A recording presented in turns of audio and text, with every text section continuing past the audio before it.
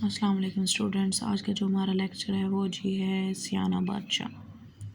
چلیں اسٹارٹ کرتے ہیں۔ ایک شخص تھا جس کے پاس بے شمار دھن دولت تھی۔ اس کے 4 بیٹے تھے۔ ایک بار وہ سخت بیمار ہوا، بہت علاج کرایا لیکن کوئی فائدہ نہ ہوا۔ جب بچنا محال دیکھا تو سوچا کہ میری جو بھی ملکیت ہے وہ ابھی اپنے لڑکوں میں تقسیم کر دوں، کہیں ایسا نہ ہو کہ میرے مرنے کے بعد آپس میں لڑ کر جدا ہو جائیں گے۔ سوچ کر اس نے 4 دیگیں منگوائیں اور اپنی ملکیت کے حصے کیے، کچھ ایک میں کچھ دوسری میں۔ اسی طرح 4 دیگوں میں کچھ نہ کچھ ڈال کر 4 دیگیں جدا جدا اپنی کھاٹ کے 4 پایوں تلے گاڑ دی۔ جب سکرات کا وقت آیا تو 4 بیٹوں کو بلا کر کہا، بیٹا، دھن دولت ایسی شے ہے جس کی وجہ سے ہمیشہ خون خرابہ ہوتا ہے۔ میں نے اپنی ساری ملکیت 4 حصوں میں تقسیم کر دی ہے اور 4 حصے الگ الگ اپنی 4 پایوں کے نیچے دفن کر دیے ہیں۔ میرے لیے تم 4 ہی آنکھوں کے تارے ہو اور اپنی ملکیت کا کوئی بھی حصہ میں نے چھوٹا بڑا نہیں کیا، اس لیے تم میں سے ہر ایک میرے روبرو اپنا اپنا یہ مقرر کر لو اور میرے مرنے کے بعد ان کے نیچے جو بھی گڑا ہوا ہو اسے کھود کر نکال لینا۔ لڑکوں نے اپنے باپ کی یہ بات منظور کر لی۔ پھر قرآن دازی کر کے ہر ایک نے اپنا اپنا یہ پایا مقرر کر لیا۔ جب ساہوکار مر گیا تو 4 بھائیوں نے کھاٹ کے اپنے اپنے پائے تلے سے زمین کھودی، دھن کی دیگ باہر نکالی۔ دیکھتے کیا ہے کہ ایک دیگ میں ہیرے جواہرات رکھے ہوئے ہیں، دوسرے سونے سے بھری اور تیسری چوتھی میں کچھ بھی نہیں ہے۔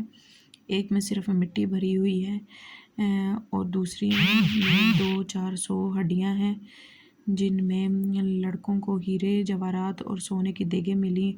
وہ بڑے خوش ہوئے۔ باقی 2 لڑکوں کو جو مٹی اور ہڈیوں کی دیگیں ملی وہ سخت ناراض ہوئے اور بھائیوں سے کہا کہ اس مٹی اور ہڈیوں کا ہم کیا کریں گے؟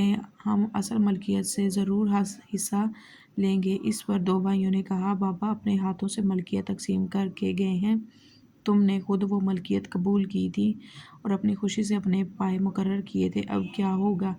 آخر ان کی تکرار بڑھنے لگی اور بات 4 معتبر لوگوں تک پہنچی، لیکن وہ بھی کسی فیصلے پر نہ پہنچ سکے تو بولے، اس میں کوئی راز ہے، لہٰذا کسی دانا شخص سے انصاف کراؤ۔ سبھی بھائی اس پر راضی ہو گئے اور کسی دانا شخص کو تلاش کرنے لگے، لیکن ایسا کوئی دانا شخص نہ ملا جو فیصلہ کر سکتا۔ تب وہ 4 ساتھ ساتھ ملک کے بادشاہ کے پاس انصاف کے لیے گئے۔ بادشاہ نے ان کی بات سن کر پہلے تو سوچ میں پڑ گیا، لیکن پھر بھید کی گتھی سلجھاتے ہوئے بولا، تمہارے باپ نے بالکل صحیح فیصلہ کیا۔ ہیرے جواہرات والا ہیرے جواہر لے لے اور سونے والا سونے لے لے۔ جسے